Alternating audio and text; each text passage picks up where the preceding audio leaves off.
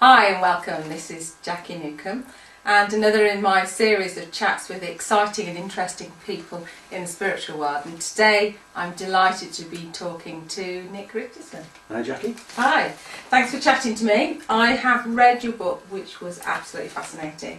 I love the story and the mixture between the two people that you've written about. So you've written about yourself as Nick Richardson, the successful businessman and market trader, and Nick Richardson, your spiritual lifestyle. Who is Nick Richardson, and how on earth did you manage to write a book combining all of these things together? Right, well, the story came about for the last 20 years. Like you say, I've been a market trader down here in Cornwall, in Britain's biggest indoor market, and I do that at weekends, which allows me the week to follow my passion for all things metaphysical. I've always had an interest in it ever since I was a young child. I was always asking my parents awkward questions of, you know, what happens when you die and all those sort of things children ask. Yeah, absolutely. And I've followed that passion for years and read and studied and been on all these strange metaphysical journeys and into all the New Age world.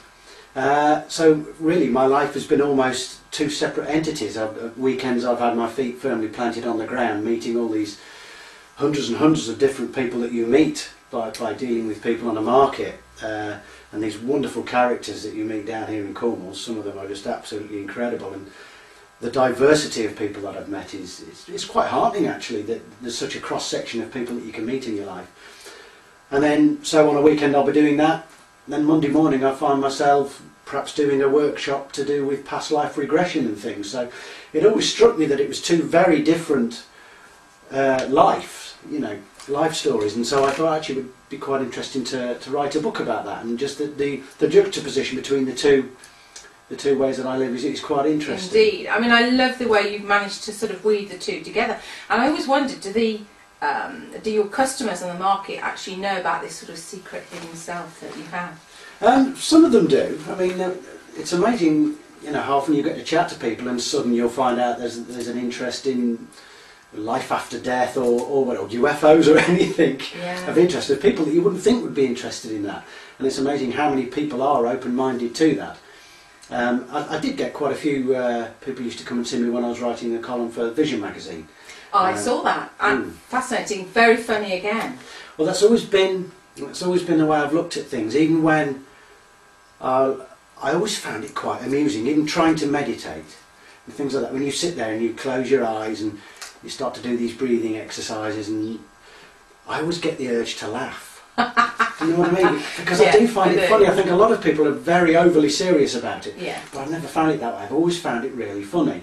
And that comes across in your work, if I might say. I mean, I think that's what I love the most about the book, is that you're reading along about something, you know, potentially normal, and then all of a sudden you find yourself laughing out loud, and you seem to have been able to capture that sort of the everyday and find humour in everything. Well, I think I've always looked at the world in a strange way anyway. Perhaps having worked on a market for so long it enables you to do that.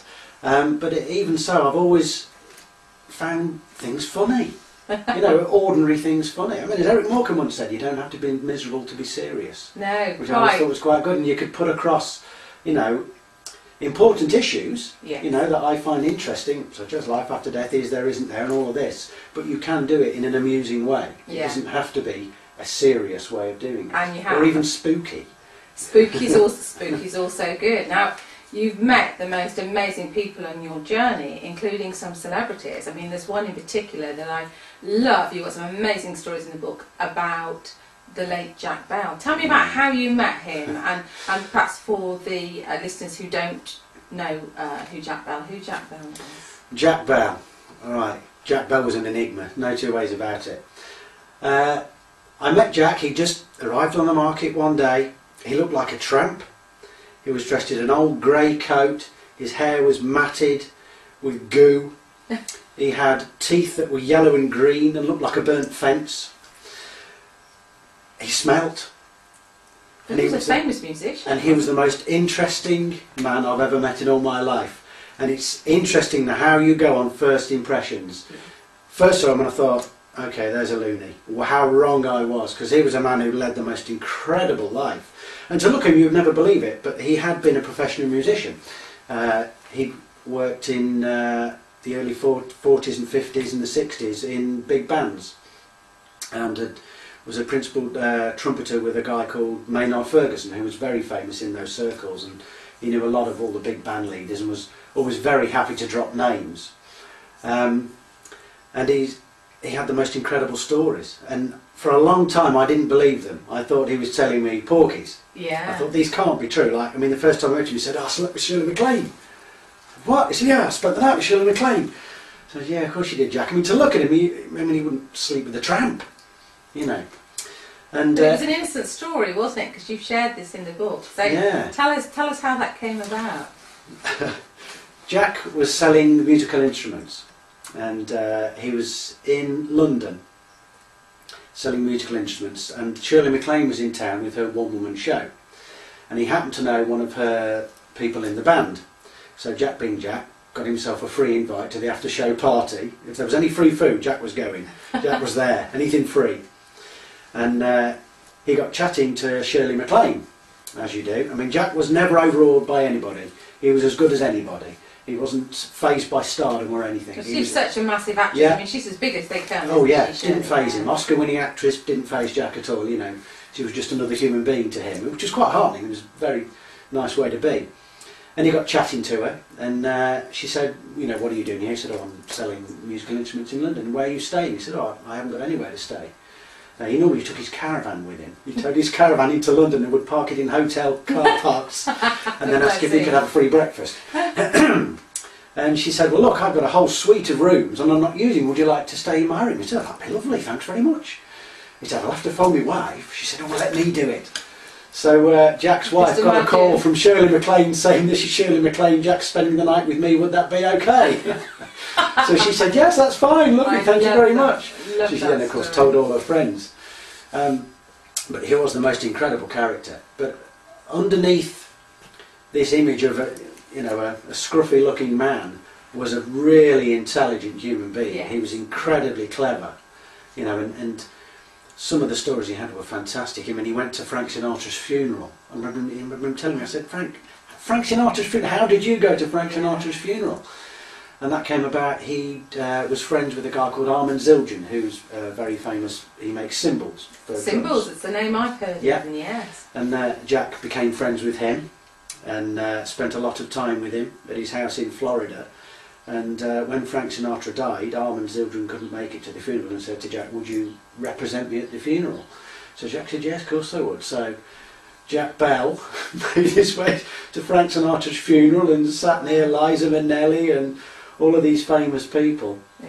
And, I mean, I love that you're very honest and truthful about your friendship, but I mean, it's clear that there's a great, you had a great attachment to him. He sadly passed away now. Yeah, he died out in Florida, which, I mean, he lived in a caravan in Cornwall most of the time. He was from Bradford originally, as he always said it, Bradford. But he spent most of his life in his caravan just trawling around Cornwall and Devon. And he'd spent a lot of time in Florida with Armand Zildjian and enjoyed it greatly, and went there. Basically, I think he knew he didn't have long. Yeah. I don't think he knew. He knew he didn't have long, and he went there. And I spoke to him on the phone, and he sent me a postcard saying that he'd been eating strawberries and he was out in the sunshine and all, you know, everything he loved about Florida, and he was on the beach and everything. And then 2 days later, I found out that he died. Yeah. But in a way, I was glad that. So you were very close friends. That you were very sort close of friends, communicating right yeah. to the very end. Yeah, yeah. He was a lovely guy. Yeah. I mean, one of my favourite stories of his was he was at a barbecue in Florida, and Jack was very opinionated. You couldn't tell him anything. You know, he was a dyed-in-the-wool Yorkshireman, and if you said black, he said white, and would argue till the cows came home that he was right. And he was telling me about a time he was at this barbecue, and he was having a conversation with a man about politics. This man was in politics in America. And Jack said, "I put him right on a few things, Nicky, I put him right." He said, "But he wouldn't listen. I kept telling him, but he wouldn't listen. Things got a bit heated." I said, "Oh, right." And what happened? He said, "Well," he said, "eventually this lady came over and sort of broke us apart and took him off." She was all buck teeth and shoulder pads, this woman. I said, right. I said, and she said, don't you know who that was? He said, no, who is it? She said, that's Michael Dukakis. And it turns out he'd been arguing politics with Michael Dukakis, who at that time was running for the Democratic nomination for president. Unbelievable. And I said, Jack, didn't you know who he was? He said, oh, bloody hell, I'm supposed to know who he is. I'm from Bradford. You know, and that was Jack all over. Yeah.